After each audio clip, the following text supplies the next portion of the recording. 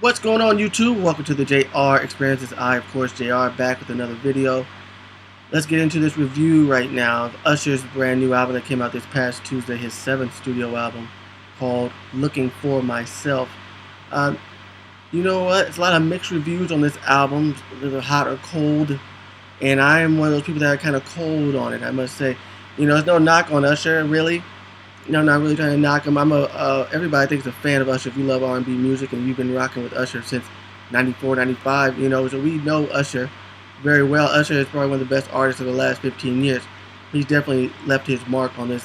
If he never made another album, he's already left his mark. He's definitely a legend and icon in the music industry. People look up to him. And I guess with the more talented you are, the music that you've already made before, when you come on an album, the expectations rise.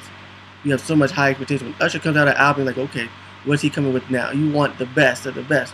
In this album, he did not bring me the best of the best. You guys can leave your thoughts, but to me, I don't think so, in my opinion. I think Usher in this album is trying to feed two different audiences. He's trying to feed the pop audience. He's trying to feed his fans that's been rocking with him for 15 years. And that's the true R&B fans that's been loving him and buying his albums before this new pop Usher arrived. And I don't think he did a good job of it with this album. But the last album, with Raymond versus Raymond, to me, it was much better, much better. But you can tell that the evolution and the new Usher was coming.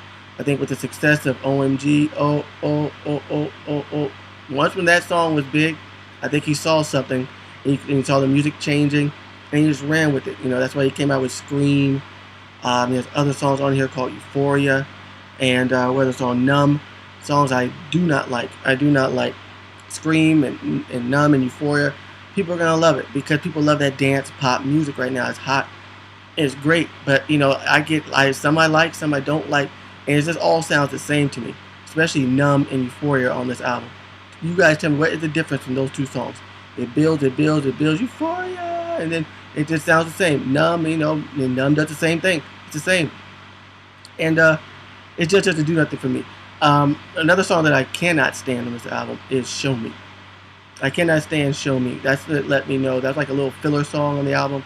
And that let me know, I was like, okay, this is not going to be it. This is not going to be the album I was looking for. But there are songs I do like on the album. There are songs I like. I like Climax. I think everybody loves Climax. I like I Care For You. I like Twisted. Also, What Happened to You. And also Looking For Myself. I think Looking For Myself might be tied with Climax as the best two songs on the album. Twisted is cool, produced by Pharrell. I think that song is different. It's a little funky. It's a little old school vibe to it. And I like it. It was different. That song might do something on the radio if he comes out with that. Probably not. I bet you his next single is either going to be Euphoria or Numb. It's going to be either Euphoria or Numb because that's what's playing on the radio. That's what's playing in the pop clubs, the Hollywood clubs, or New York, dance, clubs like that. Clubs I like R&B. I like stuff that, a little more street, a little more urban. That's just what I love. So this album, it just didn't blend. It did not blend well. It did not come off good. And it's just not his best. I just feel like it's all watered down music that a lot of artists are giving us, especially a lot of our great artists. They're giving us watered down music that we're just supposed to eat up and just supposed to love it because of their name. And I'm not gonna do that. I'm not gonna do that. I hold the Ushers, I hold the Beyoncés, I hold the Alicia Keys, the people that have been around for 10 plus years now. Hold them to a different standard. I hold them to a totally different standard, and I want greatness. I want music that can be rememberable. And this album, Looking For Myself, is not memorable. There's nothing on this album that you'll look back 10 years from now like, man, remember that song? Remember that? No, you won't. No, you won't. You won't remember that. You won't. On his previous albums, yes, you will, but not on this one. And I know you guys probably think I'm being hard on that show. I'm not trying to be hard or trying to be a hater. It's definitely not. I'm a fan. I'm a fan of his. I'm not a huge fan, no, but I'm going to call it like I see it. Call a spade a spade. And this is not his best work.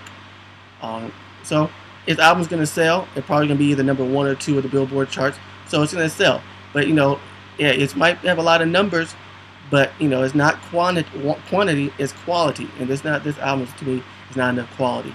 So that is my thoughts. That's my thoughts on the album. Hope you guys don't take it the wrong way. I hope some of y'all might understand, some of y'all may not understand. But, you gotta understand. the greater you are, the higher the expectations. The higher the expectations. So you just can't just deliver us just anything. So that's my time. This is my video. This is the JR experience. Come back to my channel anytime. Make sure you subscribe before you go. Check out my other videos. Many more videos to come.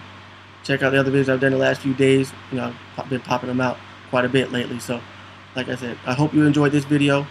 This is the JR experience. I'll holler at y'all later. You guys have a great weekend. Peace. I'm through.